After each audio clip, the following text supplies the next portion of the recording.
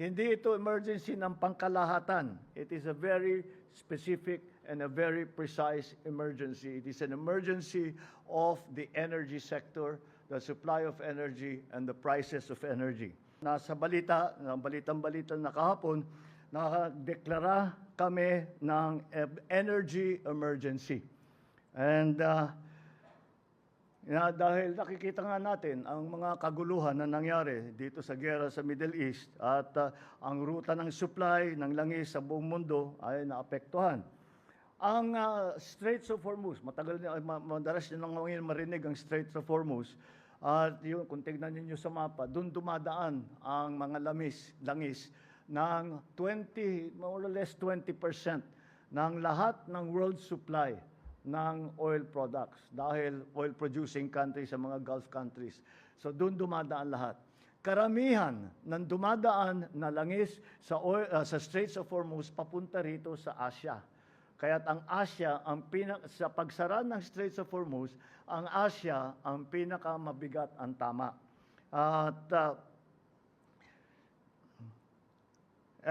tayo, wala tayong langis at karamihan, halos lahat ng langis ay ating ini-import. At karamihan dyan ay doon galing. Kailangan natin maghanda kung ito ay lalala pa at tatagal pa. Malinaw ang salitang ginamit natin, energy emergency.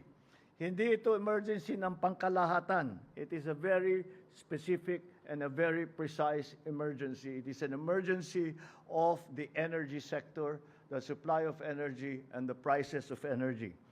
Dahil ang pinagmulan ng problema ay ang supply at ang presyo ng enerhiya.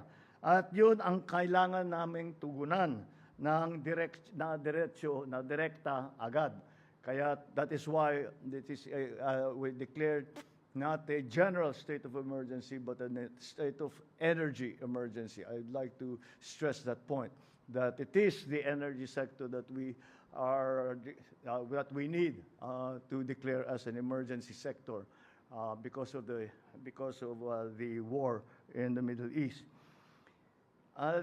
I want to assure everyone that this does not mean that we should panic. It means that we are doing everything that we can to assess and to alleviate the situation.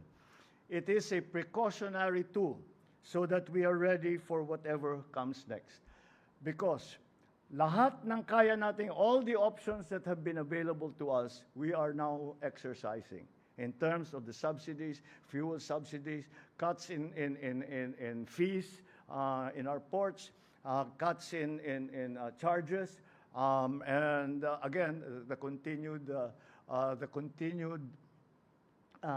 workings of our government to talk to other governments and to talk to even the private sector. The private sector partners have a lot to play, have a big role to play in all of this. We have done all of those things, all those options that have been available to us. The reason that I declared an energy emergency is to provide government with more options should the need arise. Binibigyan nito ang ating pamahalaan ang mga kapangyarihan kumilos ng mas mabilis, bumili ng langis ng hindi na kailangan na dumaan pa sa matagal na proseso at pagsamahin ang lahat ng ahensya sa isang direksyon. Those are the authorities and the powers that we might need in the future and we would like to have available to us. Nakikipag-ugnayan din tayo sa Kongreso. I'm sorry, I'm looking at the wrong page. Itinatag ng EO 110, which is the executive order that I signed yesterday, ang uplift. Ito ang aming unified command na aking personal na pinanunuan. I am the chairman of this working group. Kasama natin ang ES, ang Executive Secretary, mga kalihim ng Department of Energy, Department of Transport, ang DSWD, ang Department of Agriculture, ang Department of Finance, ang DepDev, at of course ang DBM. At sabay-sabay ang galaw ng buong pamahalaan para mabilis, para malinaw, at walang ahensyang mag-iisang laban lamang. Lahat ay nagtutulungan.